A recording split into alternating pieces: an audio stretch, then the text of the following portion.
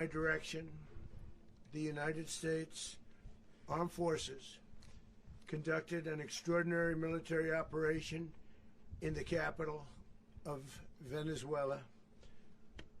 Overwhelming American military power, air, land, and sea, was used to launch a spectacular assault. And it was an assault like people have not seen since World War II. It was a force against a heavily fortified military fortress in the heart of Caracas to bring outlaw dictator Nicolás Maduro to justice. This was one of the most stunning, effective, and powerful displays of American military might and competence in American history. And if you think about it, we've done some other good ones, like the attack on Soleimani, the attack on al-Baghdadi, and the obliteration and decimation of the Iran nuclear sites just recently in an operation known as Midnight Hammer. All perfectly executed and done. No nation in the world could achieve what America achieved yesterday, or frankly in just a short period of time. All Venezuelan military capacities were rendered powerless as the men and women of our military, working with U.S. law enforcement, successfully captured Maduro in the dead of night. It was dark. The lights of Caracas were largely turned off due to a certain expertise that we have. It was dark and it was deadly. But captured along with his wife, Celia Flores, both of whom now face American justice. Maduro and Flores have been indicted in the Southern District of New York, Jay Clayton, for their campaign of deadly narco-terrorism against the United States and its citizens. I want to thank the men and women of our military who achieved such an extraordinary success overnight with breathtaking speed, power, precision, and competence. You rarely see anything like it. You've seen some raids in this country that didn't go so well. They were an embarrassment. If you look back to Afghanistan, or if you look back to the Jimmy Carter days, they were different days. We're a respected country again, maybe like never before. These highly trained warriors, operating in collaboration with U.S. law enforcement, caught them in a very ready position. They were waiting for us. They knew we had many ships out in the sea. We're just sort of waiting. They knew we were coming. So they were in a ready, what's called a ready position. But they were completely overwhelmed and very quickly incapacitated. If you would have seen what I saw last night, you would have been very impressed. I'm not sure that you'll ever get to see it, but it was an incredible thing to see. Not a single American service member was killed, and not a single piece of American equipment was lost. We had many helicopters, many planes, many people involved in that fight. But think of that, not one piece of military equipment was lost, not one service member was, more importantly, killed. The United States military is the strongest and most fearsome military on the planet by far, with capabilities and skills our enemies can scarcely begin to imagine. We have the best equipment anywhere in the world. There's no equipment like what we have, and you see that even if you just look at the boats. You know, we've knocked out 97% of the drugs coming in by sea. 90%. Each boat kills on average 25,000 people. We knocked out 97%. And those drugs mostly come from a place called Venezuela. We're going to run the country until such time as we can do a safe, proper, and judicious transition. So we don't want to be involved with having somebody else get in, and we have the same situation that we had for the last long period of years. So we are going to run the country until such time as we can do a safe, proper, and judicious transition. And it has to be judicious because that's what we're all about. We want peace, liberty, and justice for the great people of Venezuela, and that includes many from Venezuela that are now living in the United States and want to go back to their country. It's their homeland. We can't take a chance that somebody else takes over Venezuela that doesn't have the good of the Venezuelan people in mind. We've had decades of that. We're not going to let that happen. We're there now, and what people don't understand, but they understand as I say this, we're there now, but we're going to stay until such time as the proper transition can take place. So we're going to stay until such time as we're going to run it, essentially, until such time as a proper transition can take place. As everyone knows, the oil business in Venezuela has been a bust, a total bust, for a long period of time. They were pumping almost nothing by comparison to what they could have been pumping and what could have taken place. We're going to have our very large United States oil companies, the biggest anywhere in the world, go in, spend billions of dollars, fix the badly broken infrastructure, the oil infrastructure, and start making money for the country. And we are ready to stage a second and much larger attack if we need to do so. So we were prepared to do a second wave if we needed to do so. We actually assumed that a second wave would be necessary, but now it's probably not. The first wave, if you'd like to call it that, the first attack was so successful, we probably don't have to do a second, but we're prepared to do a second wave, a much bigger wave, actually. This was pinpoint, but we have a much bigger wave that probably won't have to do. This partnership of Venezuela with the United States of America, a country that everybody wants to be involved with because of what we were able to do and accomplish, will make the people of Venezuela rich, independent, and safe. And it will also make the many, many people from Venezuela that are living in the United States extremely happy. They suffered. They suffered. So much was taken from them. They're not going to suffer anymore.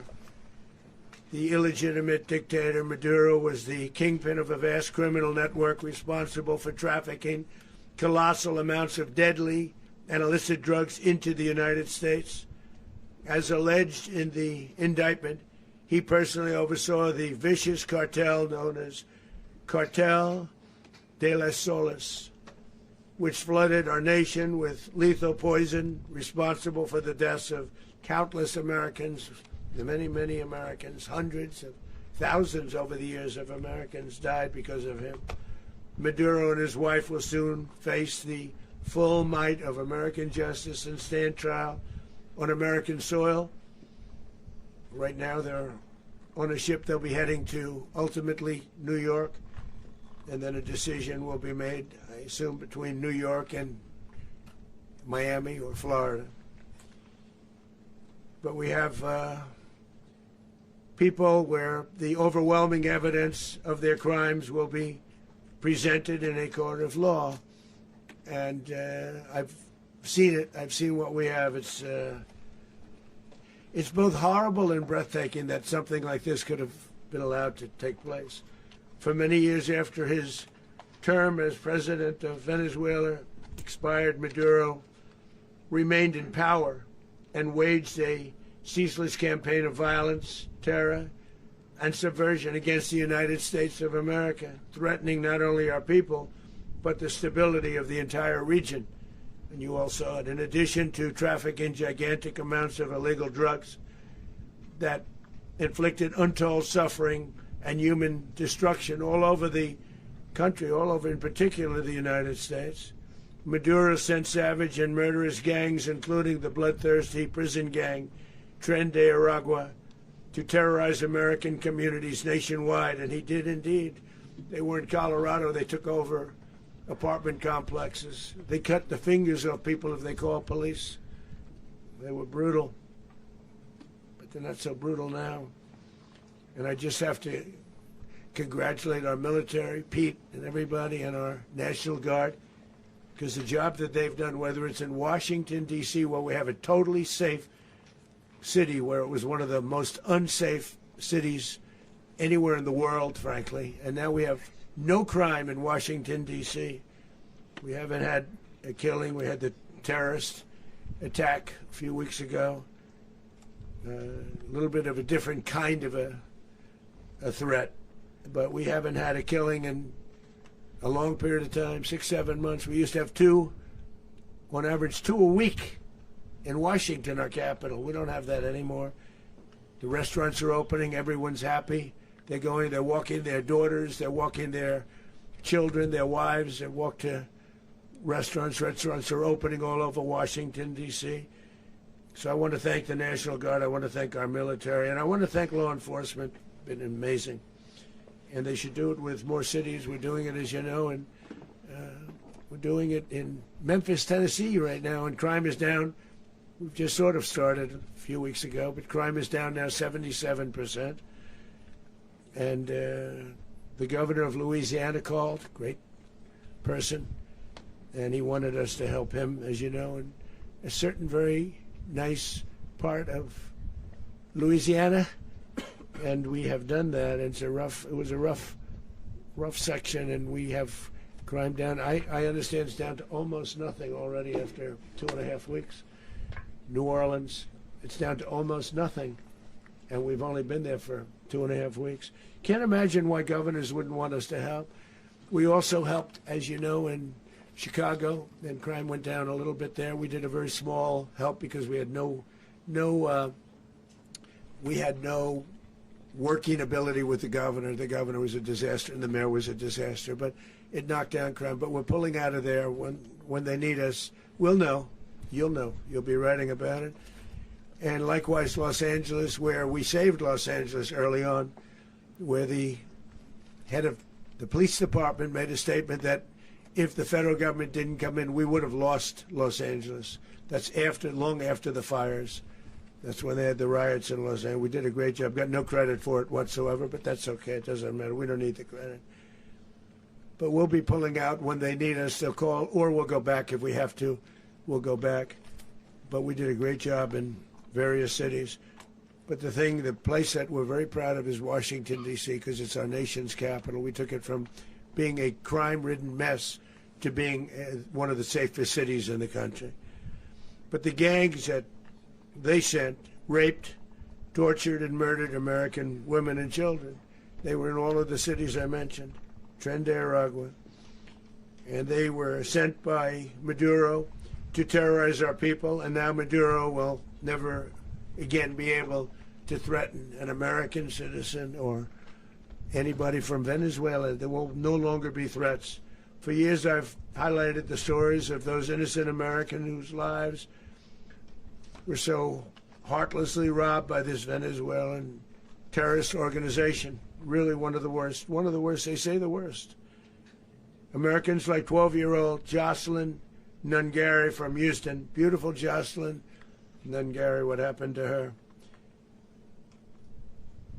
They, as you know, they kidnapped, assaulted, and murdered by Tren Aragua animals. They murdered Jocelyn and left her dead under the bridge. There was a bridge that will never be the same to so many people after seeing what happened. As I've said many times, the Maduro regime emptied out their prisons, sent their worst and most violent monsters into the United States to steal American lives. And they came from mental institutions and insane asylums. They came from prisons and jails. The reason I say both, they sound similar. Actually, prisons a little bit more hostile, a little bit tougher. A mental institution isn't as tough as an insane asylum, but we got them both. They sent from their mental institutions, they sent from their jails, prisons, They were drug dealers. They were drug kingpins. They sent everybody bad into the United States. But no longer. And we have now a border where nobody gets through.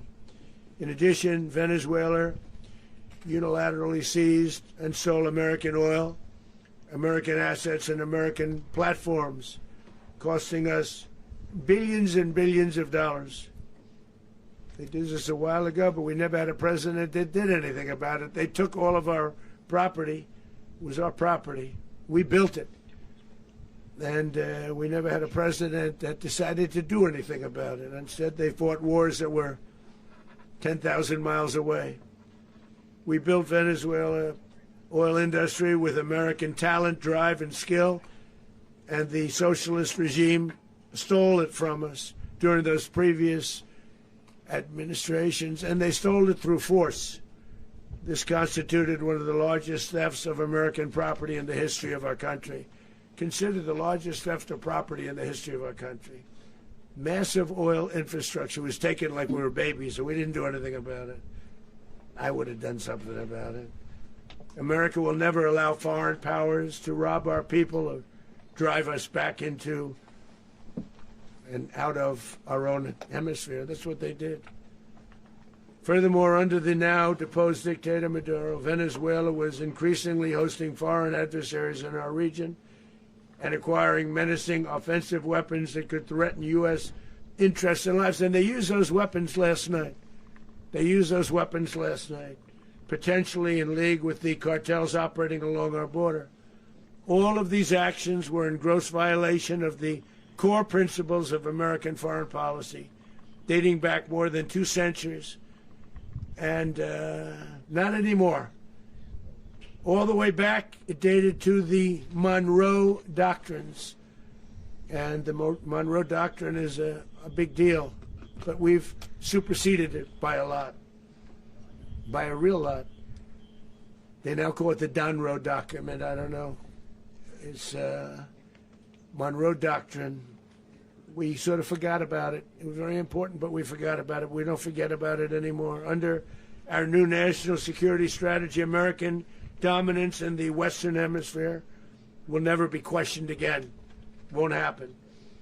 So just in concluding, for decades, other administrations have neglected or even contributed to these growing security threats in the Western Hemisphere. Under the Trump administration, we are reasserting American power in a very powerful way in our home region. And our home region is very different than it was just a short while ago. The future will be, and we did this in my first term. We had great dominance in my first term, and we have far greater dominance right now. Everyone's coming back to us. The future will be determined by the ability to protect commerce and territory and resources that are core to national security.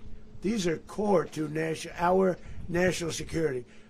Just like tariffs are, they've made our country rich, and they've made our national security strong, stronger than ever before. But these are the iron laws that have always determined global power.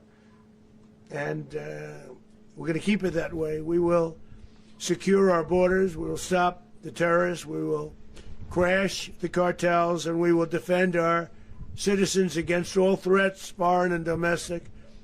Other presidents may have lacked the courage or whatever to defend America, but I will never allow terrorists and criminals to operate with impunity against the United States.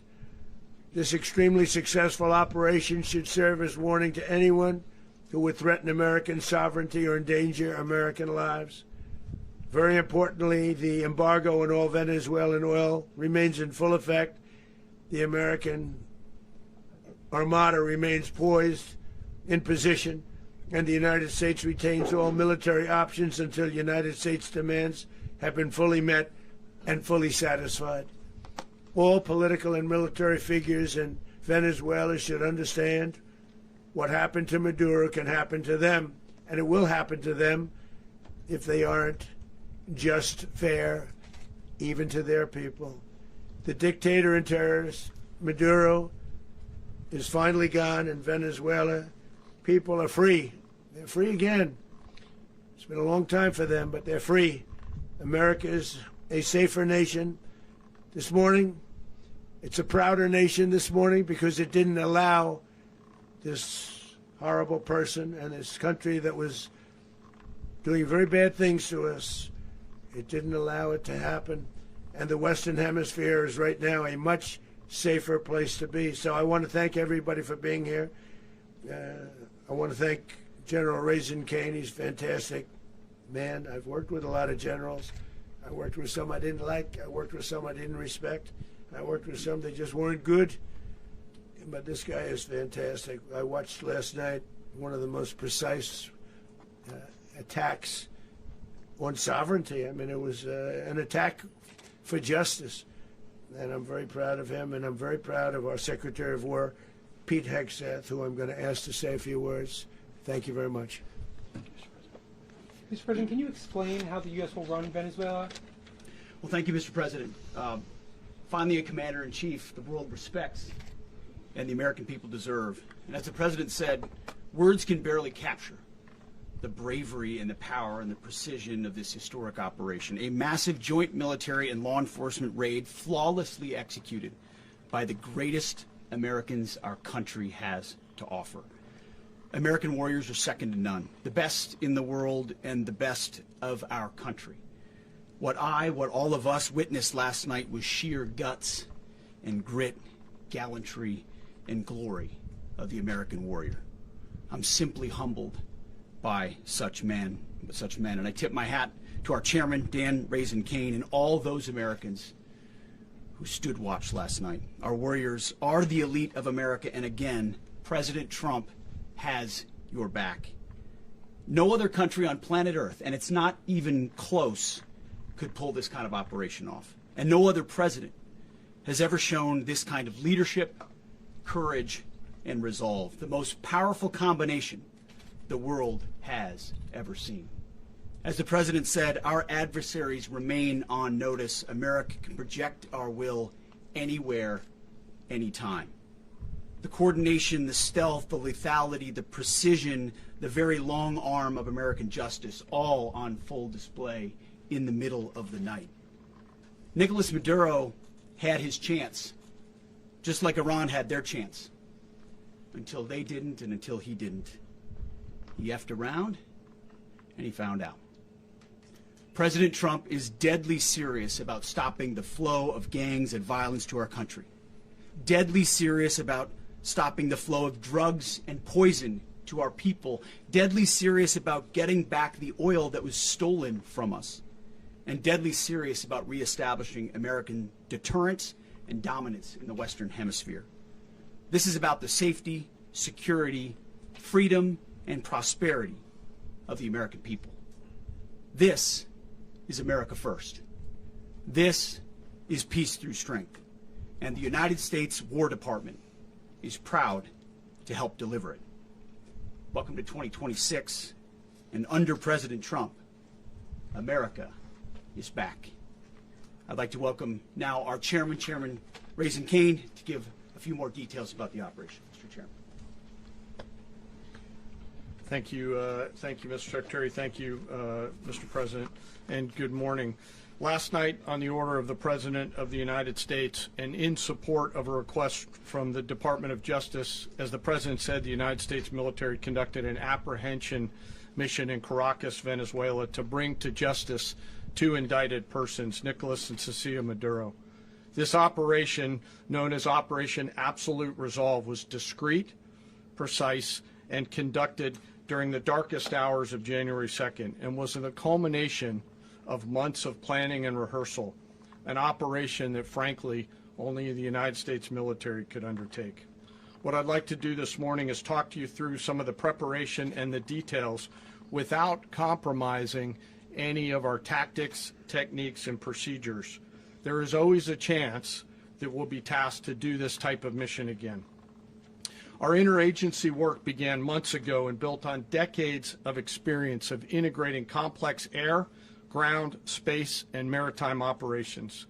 While the past 2 decades have honed the skills of our special operations forces, this particular mission required every component of our joint force, with soldiers, sailors, airmen, Marines, and Guardians working in unison with our intelligence agency partners and law enforcement teammates in an unprecedented operation. We leveraged our unmatched intelligence capabilities and our years of experience in hunting terrorists, and we could not have done this mission without the incredible work by various intelligence agencies, including the CIA, NSA, and NGA. We watched, we waited, we prepared, we remained patient and professional. This mission was meticulously planned, drawing lessons from decades of missions over the last many years, many missions over these last many years. This was an audacious operation that only the United States could do. It required the utmost of precision and integration within our joint force. And the word integration does not explain the sheer complexity of such a mission. An extraction so precise it involved more than 150 aircraft launching across the Western Hemisphere in close coordination, all coming together in time and place to layer effects for a single purpose: to get an interdiction force into downtown Caracas while maintaining the element of tactical surprise. Failure of one component of this well-oiled machine would have endangered the entire mission, and failure is never an option for America's joint force. Those in the air over Caracas last night were willing to give their lives for those on the ground and in the helicopters. Let me talk a little bit about the preparation.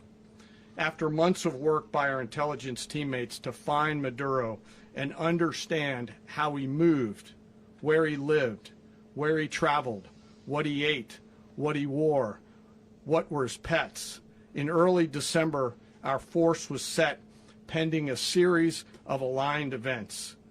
Key was choosing the right day to minimize the potential for civilian harm and maximize the element of surprise, and minimize the harm to the indicted personnel, so as the President said, they could be brought to justice.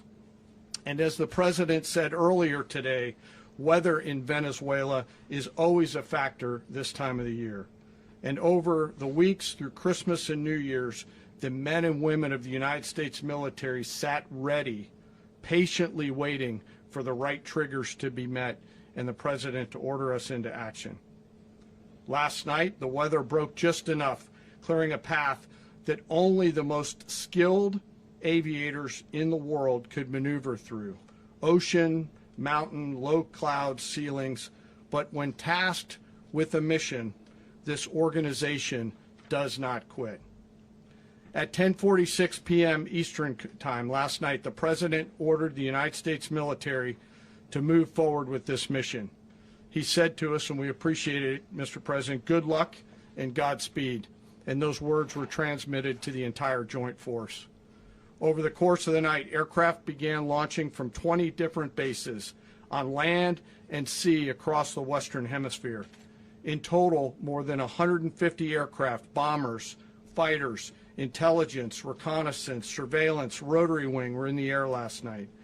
Thousands and thousands of hours of experience were airborne. Our youngest crew member was 20, and our oldest crew member was 49, and there's simply no match for American military might.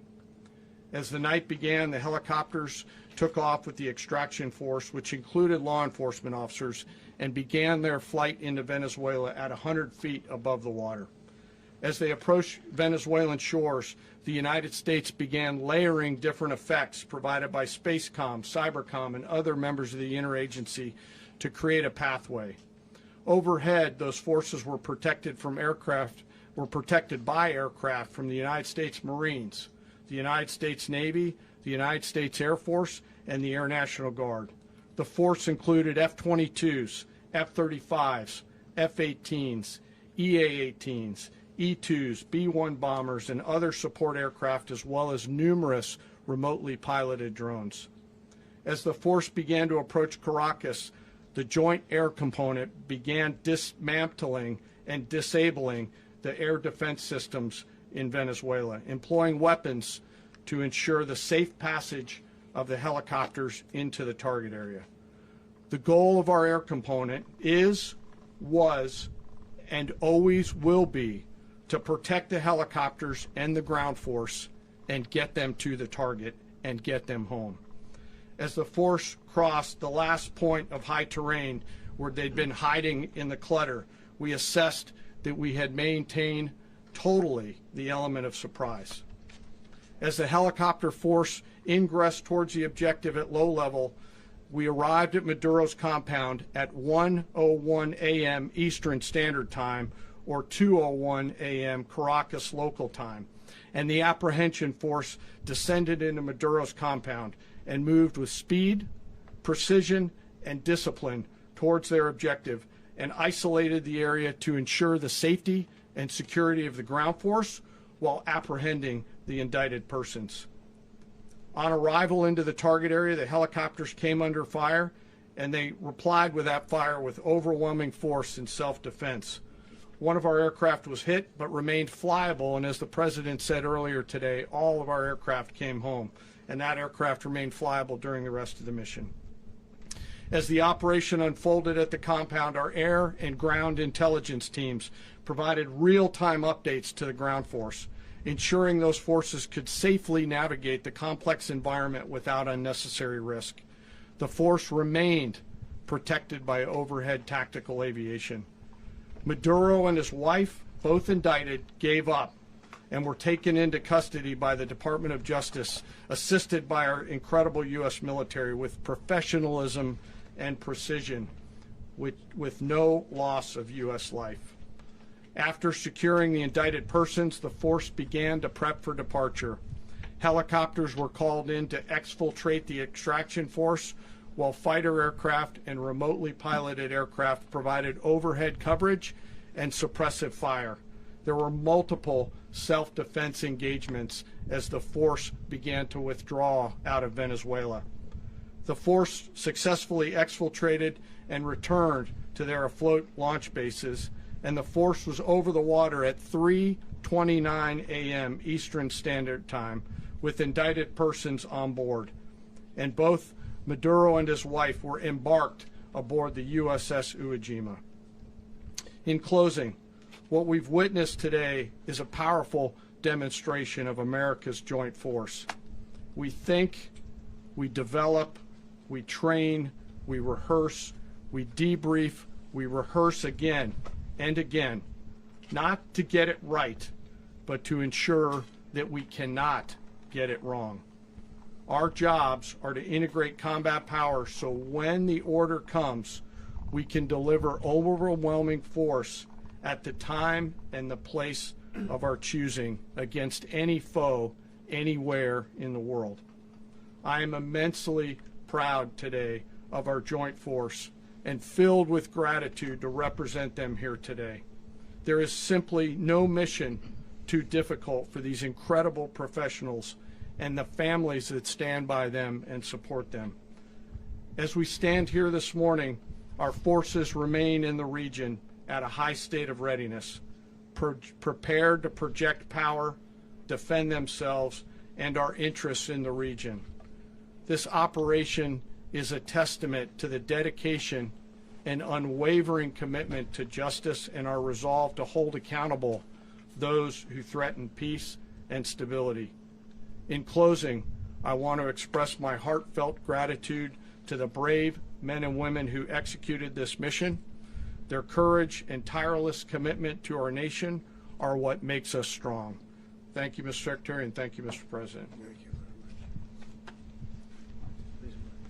Well, I don't have much to add to what you've heard now, other than the following points. Nicolás Maduro was indicted in 2020 in the United States. He is not the legitimate president of Venezuela. That's not just us saying it. The first Trump administration, the Biden administration, the second Trump administration, none of those three recognized him. He's not recognized by the European Union and multiple countries around the world. He is a fugitive of American justice with a $50 million reward, which I guess we saved $50 million. And We should make sure. yeah, exactly. But Don't let anybody claim it. Nobody deserves it but us. But I want to be clear about one thing. Nicolás Maduro had multiple opportunities to avoid this. He was provided multiple very, very, very generous offers and chose instead to act like a wild man, chose instead to play around. And the result is what we saw tonight. The other message here is the following. You have a guy, like many people around the world, they like to play games. You have a guy who decides he's going to invite Iran into his country, is going to, do the confiscation of American oil companies, is going to flood our country with gang members, is going to take Americans prisoner and try to hold them for hostage and trade them like he was able to do with the Biden administration. Basically likes to play games all this time and thinks nothing's going to happen. And I hope what people now understand is that we have a president. The 47th president of the United States is not a game player. When he tells you that he's going to do something, when tells you he's going to address a problem, he means it. He actions it. I can tell you, I've watched this process now for 14, 15 years, been around it. Everybody talks. I'm going to do this. I'm going to do that. When I get there, we're going to do this. We're going to take. This is a president of action. Like, I don't understand yet how they haven't figured this out. And now, if you don't know, now you know. Because this is the way it's going to play out. And I think people need to understand that this is not a president that just talks and does letters and press conferences. And, if he says he's serious about something, he means it. And this is something that was a direct threat to the national interest of the United States. And the president addressed it. This is a president of peace, by the way. I told you what I just said earlier. This guy had multiple opportunities to find his way somewhere else and figure out another. He could have been living somewhere else right now very happy.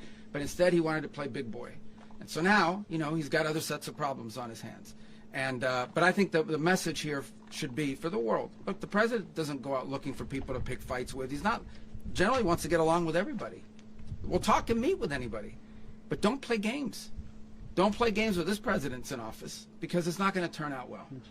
And so I hope that, I guess that lesson was learned last night, and we hope it'll be instructive moving forward. Is that a message for Cuba? Mr. President. Mr. President. Mr. President. Mr. President. Mr. President. Mr. President. You said that the U.S. is going to run Venezuela. So who's in power right now?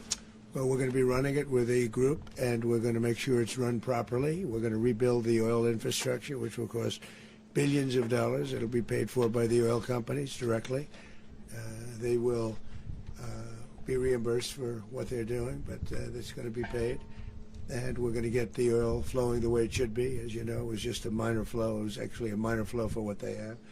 But we're going to run it properly, and we're going to make sure the people of Venezuela are taken care of. We're going to make sure the people that were forced out of Venezuela by this thug are also taken care of. Mr. President. Mr. President. Mr. President. Mr. President. President, does the U.S. running the country mean that U.S. troops will be on the ground? How will that work? Well, they always say boots on the ground. So we're not afraid of boots on the ground if we have to have. We had boots on the ground last night at a very high level, actually. We're not afraid of it. We don't mind saying it. But we're going to make sure that that country is run properly. We're not doing this in vain. This is a very dangerous attack. This is an attack that could have gone very, very badly. Could have gone very badly.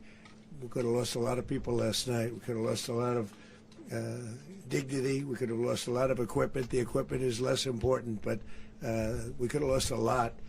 And we're going to make sure that this is proper. We're there now. We're ready to go again if we have to. We're going to run the country right. It's going to be run very judiciously, very fairly. It's going to make a lot of money. We're going to give money to the people. We're going to reimburse people that were taken advantage of. We're going to take care of everybody.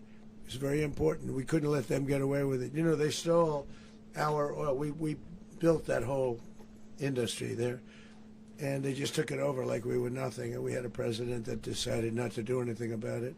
So we did something about it. We're late, but we did something about it. Yeah, please. Mr. President, can you explain the exact mechanism by which you're going to run the country? Are you going to designate a U.S. official to coordinate? It's all being done right now. We're designating people. We're talking to people. We're designating various people, and we're going to let you know who those people are. Mr. President. What's the group you mentioned that would run Venezuela? Well, it's largely going to be, for a period of time, the people that are standing right behind me.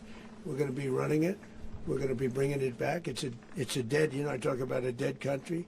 A year and a half ago, we were a dead country. Now we're the hottest country anywhere in the world. We're a country doing better than any country anywhere in the world. And it required leadership. Venezuela has a lot of bad people in there, a lot of bad people that shouldn't be leading. We're not going to take a chance that one of those people take over for Maduro. So you can look at, and others, we have fantastic people, including people in the military. So we're going to have a group of people running it until such time as it can be put back on track, make a lot of money for the people, and give people a great way of life, and also reimbursement for people in our country that were forced out of Venezuela. Mr. President, Rubio would be. you said earlier today that you weren't going to back Machado to come back and be the opposition leader in your Fox and Friends interview. And then you also mentioned the vice president of Venezuela. Are you going to work with the vice president of Venezuela, or how do you foresee the relationship Well, going? I understand she was just sworn in, but she was, as you know, picked by Maduro. So Marco's working on that directly. He just had a conversation with her, and she's essentially willing to do what we think is necessary to make Venezuela great again. Very simple. Mr. President, Colombian President Gustavo Petro, a couple weeks ago, he said he's got to watch his ass. And today he said he's not concerned about anything happening to him in the aftermath of this operation. So just what your message is Well, about he that. has cocaine mills. He has factories where he makes cocaine. And yeah, I think I stick by my first statement. He's making cocaine. They're sending it into the United States. So he does have to watch his ass. Mr. President, Did you notify any members of Congress in advance? Marco, do you want to talk about that? Because you were involved in it. Sure. We call members of Congress immediately after. This was not the kind of mission that you can do congressional notification on. It was a trigger-based mission in which conditions had to be met night after night. We watched and monitored that for a number of days. So it's just simply not the kind of mission you can call people and say, hey, we may do this at some point in the next 15 days. But it's largely a law enforcement function. Remember, at the end of the day, at its core, this was an arrest of 2 indicted fugitives of American justice, and the Department of War supported the Department of Justice in that job. Now, there are broader policy implications here, but it's just not the kind of mission that you can pre-notify because it endangers the mission. If I can add one thing to that, Congress has a tendency to leak. This would not be good. If they leaked, General, I think it would have been maybe a very different result. But I have to say, they knew we were coming at some point, We had a lot of ships out there. They sort of knew we were coming. But Congress will leak, and we don't want leakage. Mr. President, You were one of the only people to watch this all play out live. What was Maduro doing when the U.S. forces entered what I assume would be his home? And also, was there any point where the U.S. was considering if Maduro pushed back or resisted killing Maduro? It could have happened. It could have happened. He was trying to get into a safe place. The safe place is all steel. And he wasn't able to make it to the door because our guys were so fast. They went through the opposition so fast. And there was a lot of opposition. People were wondering, do we get them by surprise? Sort of surprised, but they were waiting for something. It was a lot of opposition. There was a lot of gunfire. You saw some of it today. But he was trying to get to a safe place, which wasn't safe because we would have had the door blown up in about 47 seconds, they say on average, regardless of how thick the steel was. It was a very thick door. It was a very heavy door, but he was unable to get to that door. He made it to the door. He was unable to close it. So where is Maduro going to be? Go ahead, finish. Where is Maduro going to be in the time being right now? Do you know his exact Well, whereabouts? eventually, ultimately, in the near future, he's going to be brought to New York. And where is he going to be held? Where is he going to be held in New York? Do you know? That's going to be up to the officials that do these things. Mr. President, the U.S. has something of a mixed track record of ousting dictators without necessarily a plan for what comes afterwards. Not with Did me, that though. weigh on your decision Well, that's making? why we had different presidents, but with me, that's not true. With me, we've had a perfect track record of winning. We win a lot, and we win. If you look at Soleimani, you look at al-Baghdadi, you look at the Midnight Hammer. Midnight Hammer was incredible. Right now, you wouldn't have peace in the Middle East. We have essentially peace in the Middle East because of that. If we weren't successful with Midnight Hammer, you wouldn't have peace in the Middle East. So, with me, you've had a lot of victory. You've had only victories. You've had no losses. Yeah. Mr. President, can you? How long do you expect the U.S. to run Venezuela, and how soon do you want the Venezuelan people to hold elections? So I'd like to do it quickly, but it takes a period of time. We're rebuilding. We have to rebuild their whole infrastructure. The infrastructure is rotted.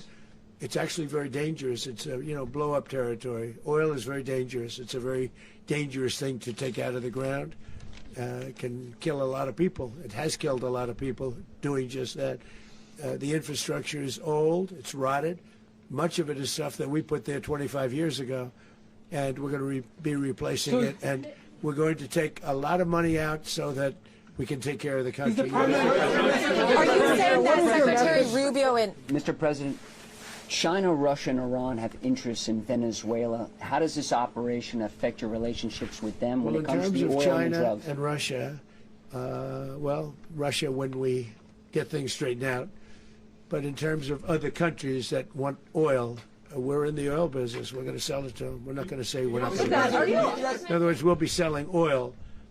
Probably in much larger doses because they couldn't produce very much because their infrastructure was so bad. So we'll be selling large amounts of oil to other countries, many of whom are using it now, but I would say many more will come. Are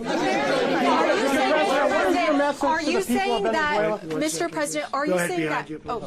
Mr. President, thank you. What is your message to the people of Venezuela today? Of course, the civilian population specifically, they have a lot of questions. What is your message to the people of Venezuela? That you're going to have peace, justice. You're going to have some of the riches that you should have had for a long period of time. It was stolen from you.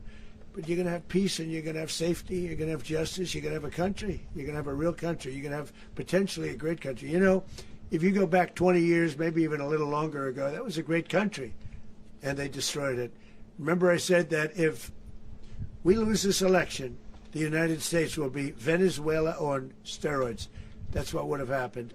Had we lost the election, the 2024 election, we suffered so badly. When you look at the border from 2020, what they did, what Joe Biden administration did to our country should never be forgotten. But if we had to go through another year of that, we wouldn't have. We would be exactly where Venezuela was in terms. I used to say, if they win, we're going to be Venezuela on steroids, and that's what would have happened. President, thank you. Are you saying that Secretary Hegseth and Rubio are going to be running Venezuela, and will you be sending in U.S. military They're troops going to to be a provide? team that's working with the people of Venezuela to make sure that we have Venezuela right. Because for us to just leave, who's going to take over? I mean, there is nobody to take over. You have a vice president who's been appointed by Maduro. And right now she's the vice president, and she's, I guess, the president. She was sworn as president just a little while ago. She had a long conversation with Marco, and she said, we'll do whatever you need. I think she was quite gracious, but she really doesn't have a choice. We're going to have this done right. We're not going to just do this with Maduro, then leave like everybody else, leave and say, you know, let it go to hell. If we just left, it has zero chance of ever coming back. We'll run it properly. We'll run it professionally. We'll have the greatest oil companies in the world go in and invest billions and billions of dollars and take out money, use that money in Venezuela. And the biggest beneficiary are going to be the people of Venezuela. And also, I can't stress this strongly enough, the people that got thrown out of Venezuela that are now in the United States, and frankly, some want to stay, and some probably want to go back. Yeah. So, Mr. President, what's being done to protect Americans in the country, and were any of the detained Americans Well, right now they're very last protected night? because nobody's going to mess with us. They're very protected. The people of, and we let them know that you better not touch one of them. Are you concerned that bad elements of the Maduro regime will remain in place? Well, we know who they are. We're on them, and they're acting much differently now than they would have acted 2 days ago. And what can you Okay, say wait, about behind you, please. Mr. President, why is running a country in South America America first? Well, I think it is because we want to surround ourselves with good neighbors. We want to surround ourselves with stability. We want to surround ourselves with energy. We have tremendous energy in that country. It's very important that we protect it. We need that for ourselves. We need that for the world. And we want to make sure we can protect it. Yes, sir. Please, go ahead. Yeah, is there a message here for Cuba and Diaz-Canel? Well, Cuba is an interesting case. Cuba is, you know, not doing very well right now. That system has not been a very good one for Cuba. The people there have suffered for many, many years. And I think Cuba is going to be something we'll end up talking about because Cuba is a failing nation right now, very badly failing nation.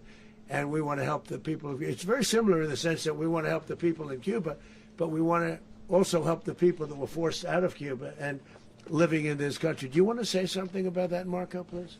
Well, I mean, I just gave you a statement a few minutes ago about, you know, when the president speaks, you should take him seriously. Suffice it to say, you know, Cuba is a disaster. It's run by incompetent, senile men, and in some cases, not senile, but incompetent nonetheless. It has no economy. It's in total collapse. And by the way, You know, they were, you know, all of the guards that helped protect Maduro, this is well known, their whole spy agency, all that were full of Cubans. I mean, they basically, it's amazing. This poor island took over Venezuela in some cases. One of the biggest problems the Venezuelans have is they have to declare independence from Cuba. They tried to basically colonize it from a security standpoint. So, yeah, look, if I lived in Havana and I was in the government, I'd be concerned, at least a little bit. Are you cutting off the oil flow to Cuba from Venezuela? Well, the president already announced a week ago that anything that's sanctioned, it's sanctioned oil, it's not going to be allowed to get there. So that's an The answer is yes. Mr. President. Is the U.S. aware of the location of opposition leader Machado, and have you been in contact with her? No, we haven't. No, we haven't. Mr. President, how many hesitations about Machado? Mr. President, on Monday. Oh, I think it would be very tough for her to be the leader. She doesn't have the support within or the respect within the country. She's a very nice woman, but she doesn't have the respect. Mr. President, is it possible that the U.S. ends up administrating Venezuela for years? You know, well, you know, it won't cost us anything because the money coming out of the ground is very substantial, so it's not going to cost us anything. So the U.S. isn't going to dedicate money to... Well, we want safety there. We want to be surrounded by countries that aren't housing all of our enemies all over the world. That's what was happening, and you don't want to have that. But we're going to be rebuilding, and we're not spending money. The oil companies are going to go in. They're going to spend money. We're going to take back the oil that, frankly, we should have taken back a long time ago. A lot of money is coming out of the ground. We're going to get reimbursed for all of that. We're going to get reimbursed for everything that we spend. So it's going to be a very important. This is a very big evening that took place last night. We have to be surrounded by safe, secure countries, and we also have to have energy. Very important. We have to have energy that's real energy, not where they're getting 4% and 5% of the energy out of the ground. You take a look. It was such a disaster. So what's going to happen with Venezuela, I think, over the next period of a year is going to be a great thing, and the people of Venezuela will be the biggest beneficiaries. Mr. President, on Monday, U.S. military. Mr. President, thank you. What did you last speak to Maduro about when you spoke? And is the Well, US I don't want to get at war into the with Venezuela? conversations, but I did have conversations with him, and I said, you got to surrender. And I actually thought he was pretty close to doing so, but now he wished he did, yeah. Mr. President, can you explain, you said that Maduro is responsible for drug trafficking. You recently pardoned the former president of Honduras who was convicted of many drug trafficking. Can you explain how these two situations are different? And would you ever pardon Maduro? I endorsed, as you know, the winning president, the man who won in Honduras. I endorsed the man who won in Chile. I endorsed the man who won in Argentina. And we are doing very well with that whole group. What the man that I pardoned was, if you could equate it to us, he was treated like the Biden administration treated a man named Trump. That didn't work out too well for them. This was a man who was persecuted very unfairly. He was the head of the country. He was persecuted very unfairly. And there are a number of them. And we felt that it was a very unfair situation that happened to him. He's also a party member of the man who won. So obviously the people liked what I did.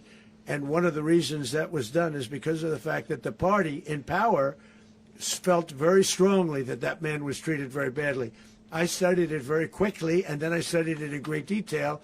I went to a lot of the people standing behind me, and they felt that that man was persecuted and treated very badly. That's why I gave him a pardon. Mr. President, you referenced boots on the ground earlier. Can you just sort of button this up? Do you envision the U.S. military having a presence in Venezuela as the U.S. runs that country? Well, no, we're going to have a presence in Venezuela as it pertains to oil, because we have to have, we're sending our expertise in.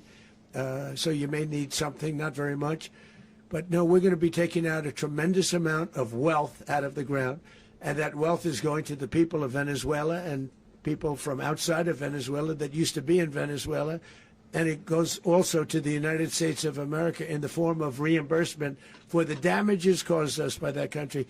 So I want to thank you all very much. Thank you. Do you have one? Yes, please.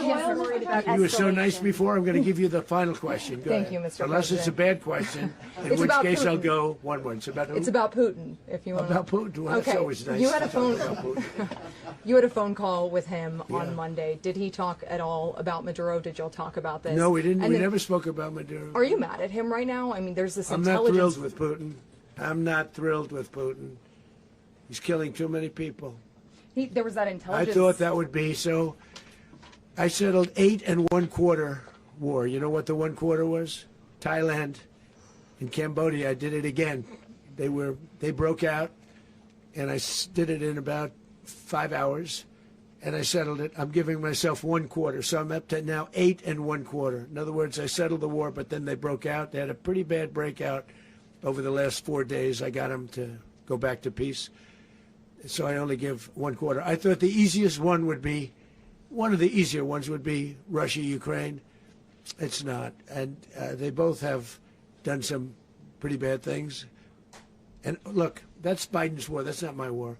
But I want to stop the lives. Did you see where last month, 30,000, it was 27,000 the month before.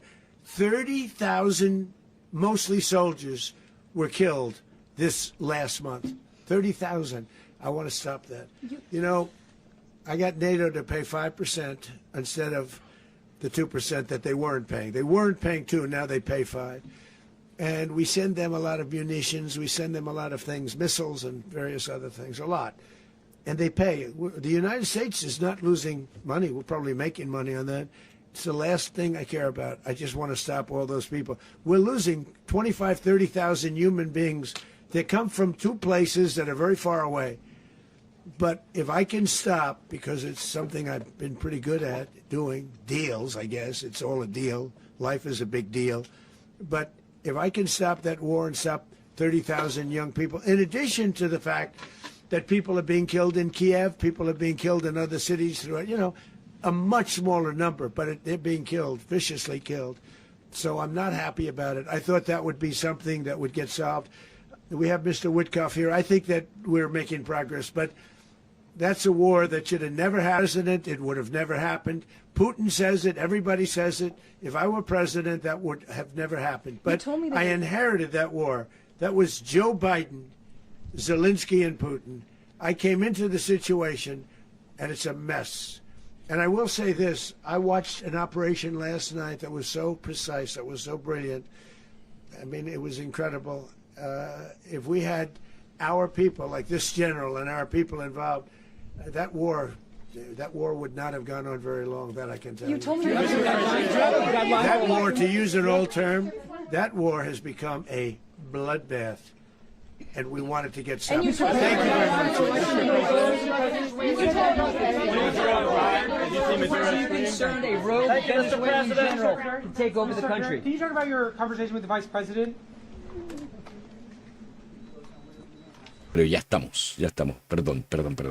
Varios minutos ahí hablando solo. Lo que estaba conversando con ustedes era relatándoles un poco los anuncios que hizo Donald Trump en esta conferencia de prensa, donde dijo lo más importante dentro de todo esto, de todas las declaraciones que se hicieron ahí por todos los presentes, fue la propia declaración de Donald Trump, que dice que Estados Unidos, se va a hacer cargo de Venezuela hasta que se pueda asegurar una transición tranquila hacia un ejercicio democrático dentro de Venezuela, y por lo tanto va a ser Estados Unidos quien toma el control sobre Venezuela. Una de las interrogantes que nos habíamos hecho en el programa de la mañana cuando anunciamos todo esto junto a Juan Lebuede era precisamente cómo se iba a gobernar si es que todavía siguen ahí metidas fuerzas que son contrarias a la democracia y que están estrechamente ligadas con el mundo del narcotráfico y con el mundo de las bandas del crimen organizado, del tren de Aragua, etcétera. Muchas de las cosas que mencionó, de hecho, Donald Trump aquí en esta conferencia que acaba de terminar,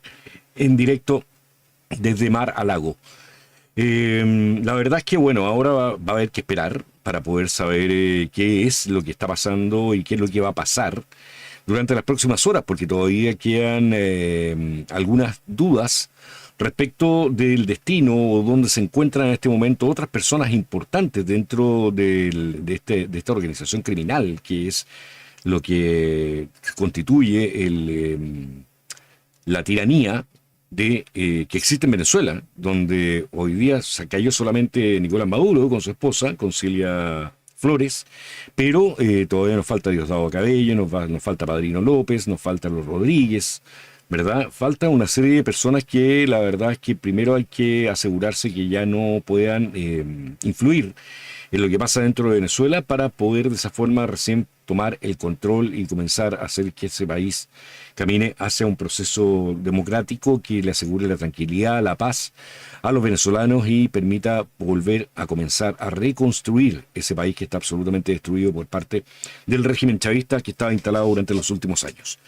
Ahora lo importante es entender que nosotros vamos a ver algunas noticias en las siguientes horas que nos van a llamar la atención, y hay muchas de ellas que tienen relación con las reacciones que ha tenido el mundo de la izquierda, sobre todo a nivel regional, es decir, en toda Latinoamérica, donde estamos viendo algunas declaraciones ya de varios presidentes de izquierda que no están nada contentos con todo esto. Y por supuesto, ¿cómo van a estar contentos si en la práctica, al caer Maduro y al comenzar a caer el régimen venezolano, se termina el financiamiento y se termina el apoyo logístico y se terminan muchas cosas para la izquierda? Y esto significa el derrumbe total de la izquierda, algo que venía siendo planificado desde el año 1991, más o menos, cuando se crea el Foro Sao Paulo y participa activamente, ¿verdad?, Lula da Silva, desde Brasil, Fidel Castro, desde Cuba en ese momento, y también se une Hugo Chávez posteriormente, ¿verdad?, y a contar de entonces comienza este pacto entre Venezuela y especialmente Cuba para poder estar alimentándolos permanentemente, enviándoles petróleo gratis, etcétera, y de esa forma poder mantener a la isla comunista en pie, entre comillas, ¿verdad?, por lo menos a las cúpulas de esa isla. Hoy día ya viene el cambio, un cambio notorio que se comienza a percibir en el aire, en el ambiente latinoamericano, y tenemos las declaraciones, por ejemplo, de Gabriel Boric, que no contento con el tuit que hizo esta mañana, donde se notaba bastante molesto, ¿verdad?, respecto a la situación. Yo les comentaba que muy probablemente lo tuvieron que haber despertado a Gabriel Boric para que se levantara y a ver si lograba reaccionar a lo que estaba pasando en Venezuela. Y que escribió en su cuenta de ex Twitter, que como gobierno de Chile expresamos nuestra preocupación y condena por las acciones militares de Estados Unidos que se desarrollan en Venezuela y hacemos un llamado a buscar una salida pacífica a la grave crisis que afecta al país. Luego dijo que Chile reafirma su adhesión a principios básicos de derecho internacional como la proscripción del uso de la fuerza, la no intervención, la solución pacífica de las controversias internacionales y la integridad territorial de los estados, y terminó diciendo que la crisis venezolana debe resolverse mediante el diálogo y el apoyo del multilateralismo y no a través de la violencia ni la injerencia extranjera. Bueno, ese es el punto de vista de Gabriel Boric. Y tan molesto estaba, tan molesto, que finalmente él llama a una reunión de gabinete hoy día, donde estuvieron presentes Álvaro Elizalde, ministro del Interior, Camila Vallejo, la vocera, ¿verdad? También estuvo presente Alberto Van Claveren, que es el ministro de Relaciones Exteriores, y Álvaro Elizalde, encargado de Interior, del Ministerio del Interior.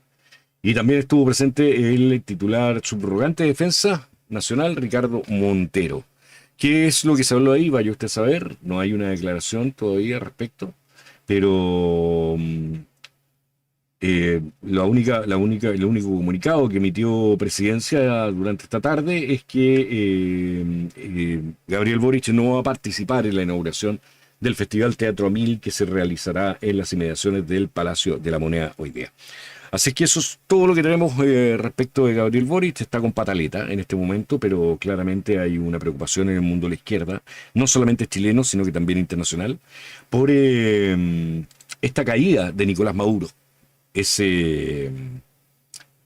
realmente un momento crítico para la izquierda internacional, sobre todo la latinoamericana, que dependía tanto de lo que se hacía desde Venezuela. Vamos a ver, yo la única declaración que no he visto, porque ya conocemos las de Petro, ¿verdad? Ya conocemos las de México, donde la presidenta mexicana dice que esto es un ataque contra todos. Ya conocemos las del Partido Comunista acá en Chile.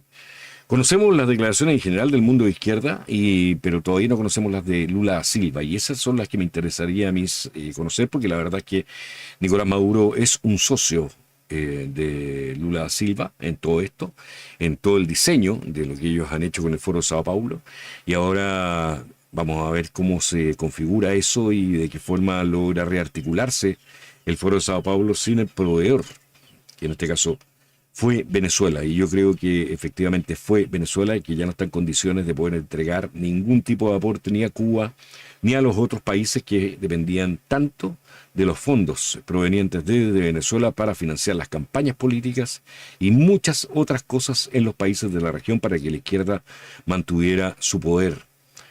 Ya está cayendo el poder de izquierda en la región y creo que este golpe que se ha dado hoy día a Nicolás Maduro y al mundo del narco y del crimen organizado que parte desde allá de Venezuela, va a ser tan grande que vamos a tener novedades muy pronto acerca de lo que piensa realmente la población de cada uno de estos países, y que yo creo que no tiene nada que ver con estas ideas de izquierda violenta y del empoderamiento a través del secuestro de la democracia por parte de una izquierda que dice trabajar para la gente, pero que en realidad lo hace para enriquecerse ellos mismos. Nicolás Maduro es la más clara muestra de aquello.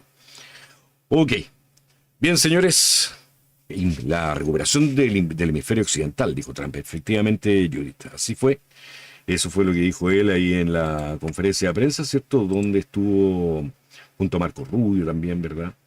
Y el secretario de Guerra, Pete Hegseth, que fueron los que más hablaron ahí y dieron algunos detalles acerca del operativo y los por qué se realizaron. Bien, señores, esperemos a ver qué es lo que va sucediendo en las siguientes horas. En la medida que vaya apareciendo más información relevante, vamos a seguir transmitiendo, así que yo los invito a mantenerse conectados y vamos conociendo cómo avanza toda esta situación, que de verdad creo que finalmente termina siendo una muy buena noticia para el mundo occidental, para la verdad y para la libertad de todos los ciudadanos. ¿Estamos listos? Estamos listos. Un abrazo gigantesco, que estén muy bien y nos estamos viendo ya el día domingo. Mañana vamos a estar haciendo ya un resumen bien conciso acerca de todo esto y qué es lo que significa específicamente para la democracia, qué es lo que significa para Latinoamérica y qué es lo que significa también, por supuesto, para Chile. Nos vemos, que estén muy bien. Un abrazo. Antes del grito, los hechos. Esto es... Ahí estamos.